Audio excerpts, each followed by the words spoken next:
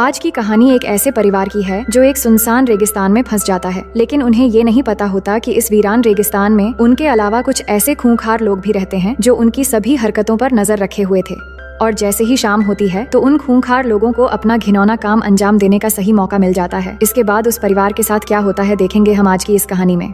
Hello दोस्तों, मेरा नाम है इशिता और कहानी की शुरुआत में हमें बताया जाता है कि साल 1945 से 1962 के बीच यूनाइटेड स्टेट ने 331 न्यूक्लियर टेस्ट किए थे और उसके रेडिएशन की वजह से वहाँ जो जेनेटिक इफेक्ट्स हुए, गवर्नमेंट आज तक उस बात को इनकार करती आ रही है।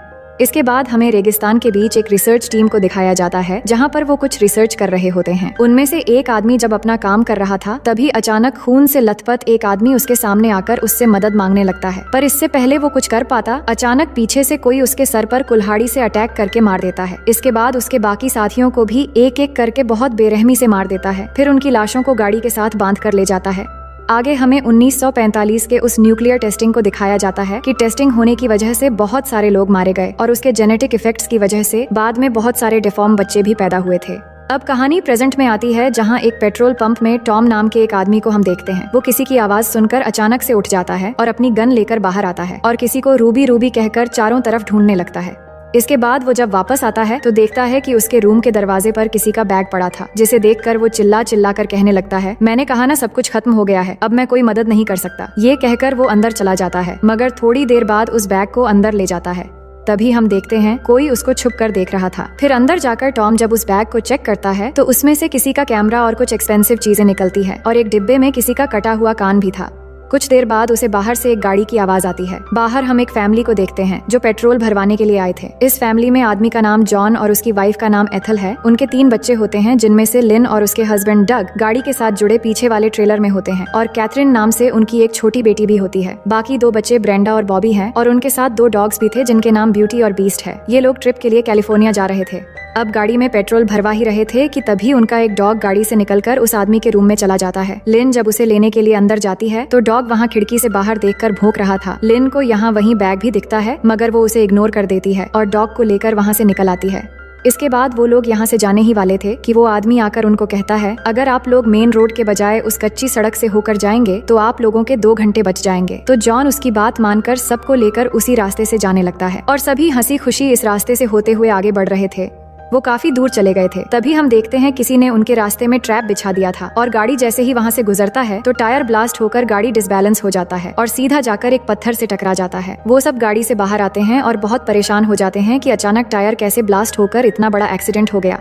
इतने में उनके डॉग्स वहाँ से भागने लगते हैं तो बॉबी उन्हें पकड़ने के लिए जाता है। अब यहाँ उनके सिवा दूर दूर तक कोई नजर नहीं आ रहा था और उनके मोबाइल में सिग्नल्स भी नहीं थे और पत्थर से टकराने की वजह से उनकी गाड़ी बहुत ज्यादा डैमेज हो गया था। इसलिए जॉन डिसाइड करता है कि वो और डग पैदल चलकर मदद लेने के लिए जाएंगे। जॉन वापस उसी पेट्रोल पंप पर जाएगा और डग दूसरी तरफ जाएगा ताकि मोबाइल नेटवर्क मिलने पर किसी से हेल्प मांग सके।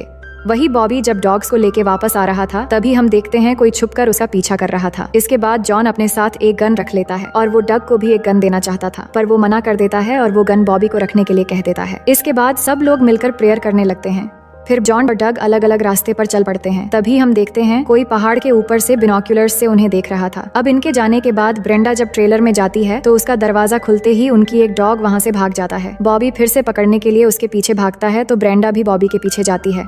फिर आगे देखते हैं कि बॉबी डॉग को ढूंढते हुए काफी दूर आ जाता है, पर यहाँ कोई लगातार उसका पीछा कर रहा था। थोड़ी दूर आगे जाने पर बॉबी को एक जगह पे खून नजर आता है तो आगे जाके देखता है तो उनका डॉग ब्यूटी मरा पड़ा था, जिसको किसी ने बहुत बुरी तरह मार डाला था। ये देखकर बॉबी बहुत ज्यादा डर जाता है और वहाँ से भागने लगता है। भागते हुए वो अचानक फिसलकर पहाड़ी से नीचे गिर के बेहोश हो जाता है।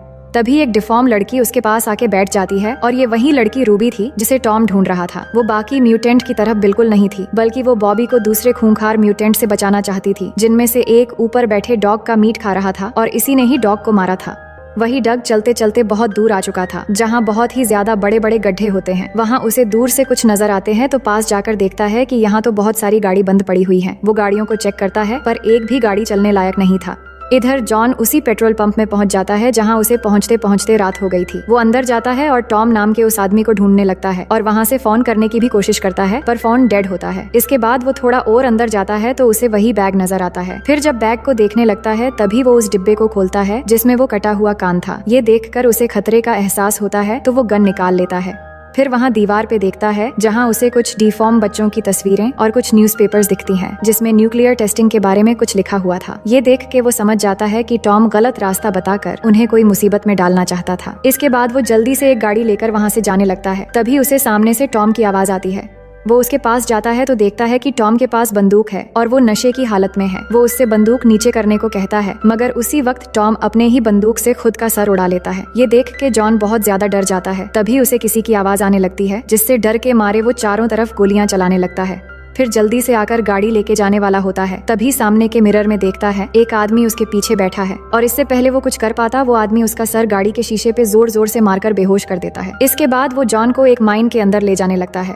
वही बॉबी अभी तक वापस नहीं आया था और ब्रेंडा उसे ढूंढ रही थी। बॉबी अभी भी बेहोश पड़ा था और रूबी उसके पास थी, पर ब्रेंडा की आवाज सुन के रूबी वहाँ से भाग जाती है। फिर ब्रेंडा बॉबी को वापस ले आती है जहाँ उसकी माँ जख्मों का इलाज करती है, पर बॉबी उनको कुछ भी नहीं बताता कि वहाँ उनके डॉग के साथ क्या हुआ था। उसे लग रहा था कि ये सब सुनने से सभी डर जाएंगे। इतने में कोई उनके ट्रेलर पर एक झटका मारता है तो बॉबी अपने मॉम और सिस्टर को अंदर रुकने को कहता है और चेक करने के लिए गन लेके अकेले बाहर जाता है। वो चेक कर रहा था कि तभी वहाँ डग आ जाता है और वो बॉबी से कहता है थोड़ी दूर जाकर ये सड़क खत्म हो जाती है और आगे कोई भी शॉर्टकट नहीं है। वहाँ बहुत बड़े बड़े गड्ढे हैं जिनमें बहुत सारी गाड़ियाँ ऐसे ही पड़ी हुई हैं। इससे अब वो भी समझ जाते हैं कि पेट्रोल पंप वाला आदमी सबको झूठ बोल रहा था। अब काफी रात होने के बाद बॉबी डग को बताने का सोचता है कि यहाँ बहुत खतरा है, पर वो बताने से रुक जाता है। उसकी एक्सप्रेशन देखकर डग सोचता है कि शायद उसे डैड के लिए फिक्र हो रही है क्योंकि वो अभी भी वापस नहीं लौटे थे। वो कहता है तुम टेंशन मत लो, अगर जॉन 12 बजे तक वापस नहीं आए तो हम उन्हें ढूंढने के लिए जाएंगे। इसके बाद सभी रेस्ट करने के लिए डग और लिन कार में चले जाते हैं और बाकी सब ट्रेलर में रहते हैं। सब लोग तो सो जाते हैं पर बॉबी अभी भी जाग रहा था। तभी बाहर उनके दूसरे डॉग बीस्ट की भौंकने की आवाज आती है तो बॉबी बाहर जाकर उसे ढूंढने लगता है। इसी बीच उनके गाड़ी में प्लूटो नाम का एक म्यूटेंट आ जाता है और ब्रेंडा के पास आकर उसे टच करने लगता है। तभी ब्रेंडा की नींद खुल जाती है तो वो उसे दबोचने लगता है।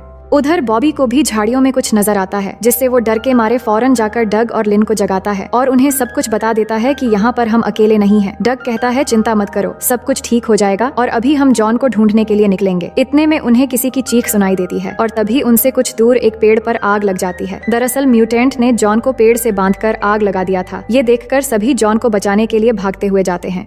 उनके जाते ही लिजार्ड नाम का और एक म्यूटेंट गाड़ी में आ जाता है और उसके हाथ में जॉन का गन भी था। वो अंदर आकर फ्रिज से खाना निकाल के खाने लगता है। तभी वो देखता है कि प्लूटो ब्रेंडा के साथ लगा हुआ है तो वो उसे मार के वहाँ से भगा देता है और वो ब्रेंडा के साथ रेप करने लगता है जिससे ब्रेंडा चिल्लाने लगती है। वही जॉन उनकी आंखों के सामने जल रहा होता है और वो आग बुझाने की कोशिश कर रहे होते हैं, पर उससे पहले जॉन मर जाता है। तभी वहाँ से लिन ब्रेंडा की चीखने की आवाज सुनकर ट्रेलर में आती है और देखती है लिजार्ड उसकी बच्ची को पकड़ा हुआ है। ये देखकर वो लिजार्ड पर हमला करती है पर लिजार्ड उसको पकड़ लेता है और बच्ची के ऊपर गन पॉइंट करके उसके साथ बदतमीजी करने की कोशिश करता है।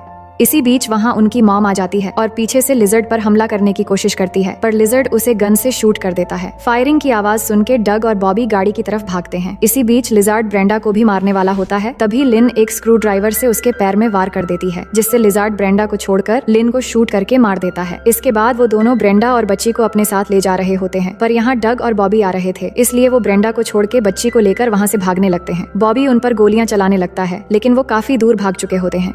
डग अंदर आकर देखता है उनकी मॉम और लिन को उन्होंने मार डाला है, जिससे वो बिल्कुल शॉक हो जाता है। तभी उसे अपनी बेटी का ख्याल आता है तो देखता है वो अपनी जगह पर नहीं है। ये देखकर वो रोने लगता है कि ये सब क्या हो गया। वही उनसे कुछ दूर हम गॉगल नाम के एक और खूंखार म्यूटेंट को देखते हैं जो बाइनोक्यूलर्स से उन लोगों पे नजर रखा हुआ था। तभी बीस्ट आकर उस पर हमला करके एकदम उसकी जान ले लेता है। इधर हम उनकी मॉम को देखते हैं जो गोली लगने के बाद अभी भी जान बाकी थी, लेकिन देखते ही देखते उनके आंखों के सामने वो भी मर जाती है। ये सब देखकर बॉबी एकदम पागल सा हो जाता है और उन सब म्यूटेंट को मारने के लिए बाहर जाने लगता है, मगर डग उसे जाने से रोकता है और उसे समझाता है कि अकेले जाने से वो तुम्हें भी मार देंगे, हमें एक प्लान बनाकर काम करना होगा। और इसी दौरान बाहर से उन्हें किसी म्यूटेंट की आवाज आती है तो डग चुपके से देखने लगता है, पर वहाँ कोई नहीं था। फिर वो हिम्मत करके बाहर आके देखता है कि एक कटा हुआ हाथ पड़ा हुआ है जिसमें एक वॉकी टॉकी था और वो आवाज इसी से आ रहा था। असल में बीस्ट गॉगल को मारकर उसका हाथ काट के ले आया था। बीस्ट को देखकर उन्हें काफी खुशी होती है क्योंकि वो अभी भी जिंदा था। इसके बाद डग वॉकी टॉकी लेकर उन म्यूटेंट से बात करने की कोशिश करता है। तभी उसे अपनी बेटी के रोने की आवाज सुनाई देती है। इसका मतलब उन्होंने अभी तक उसे जिंदा रखा है। अब सुबह होते ही डग बीस्ट के साथ अपनी बेटी को ढूंढने निकल पड़ता है। बीस्ट उसे पहाड़ी के नीचे एक खदान के अंदर ले जाता है जहाँ से आगे बढ़ने पर उसे बहुत सारे कब्रें दिखती हैं जिनके ऊपर फोटोज भी लगे हुए थे, यानी ये खदान ही उन म्यूटेंट के कब्रिस्तान है। इसके बाद बीस्ट वहाँ से निकाल के उसे दूसरी तरफ पहुँचा देता है। वहाँ उसे एक विलेज दिखाई देता है जहाँ न्यूक्लियर टेस्टिंग किया गया था। दूसरी तरफ बॉबी और ब्रेंडा भी उन म्यूटेंट को मारने के लिए ट्रैप बिछा रहे थे। डग बीस्ट को लेके उस विलेज के अंदर चला जाता है जहां उसे कोई नहीं दिखता, बस चारों तरफ सिर्फ पुतले ही नजर आते हैं। बहुत देर ढूंढने के बाद एक घर के अंदर उसकी बेटी मिल जाती है। वो अपनी बेटी को लेने के लिए घर के अंदर जा रहा होता है।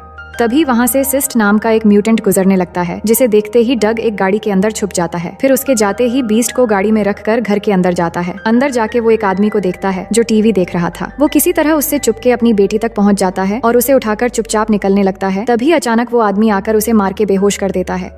अब उसे जब होश आता है तो वो खुद को एक फ्रीजर में बंद पाता है जहां उसके अलावा बहुत सारे ह्यूमन बॉडी पार्ट्स रखे हुए थे। ये सब देखकर वो बहुत ज्यादा डर जाता है और बहुत मुश्किलों के बाद उस फ्रीजर से बाहर आ जाता है और बेसबॉल बैट लेके अपनी बेटी को ढूंढने लगता है। थोड़ी आगे जाने पर एक रूम के अंदर उसे और एक म्यूटेंट नजर आता है जो बिल्कुल चलने फिरने के लायक नहीं था और वो दिखने में बहुत भयानक था। उसी से हमें इन सभी खूंखार म्यूटेंट के बारे में जानकारी मिलती है। वो डग को बताता है कि हमें सिटी से बाहर निकाल दिया गया था, जिसके बाद हम यहाँ आके खदानों में छुप गए। फिर तुम्हारे लोगों ने न्यूक्लियर टेस्ट करने के लिए हमारे इलाकों में बहुत सारे न्यूक्लियर अटैक करवा दिया, जिस वजह से हम जेनेटिकली डिफॉर्म बन गए। डग उसे अपनी बेटी के बारे में पूछता है पर वो कुछ भी नहीं बताता।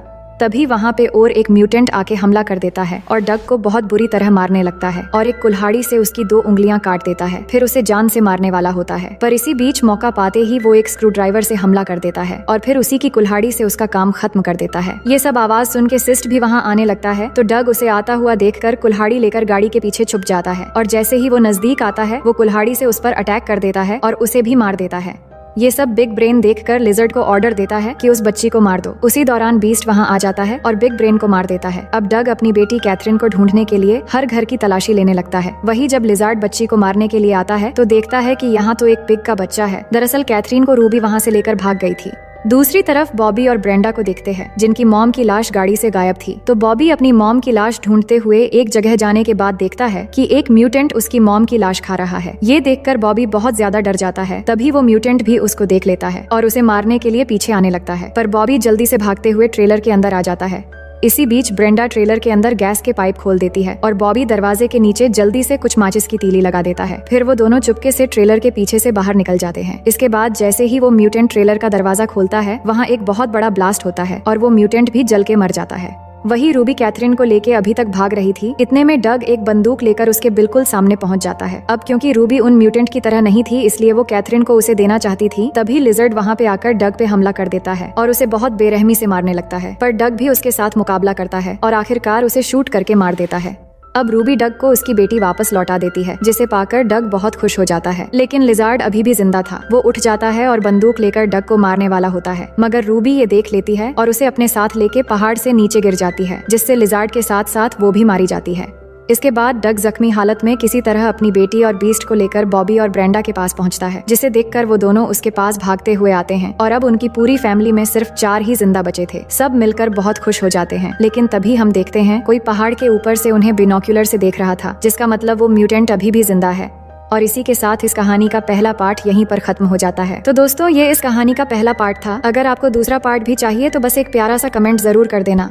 मैं उम्मीद करती हूँ कि ये कहानी आपको बेहद पसंद आएगी।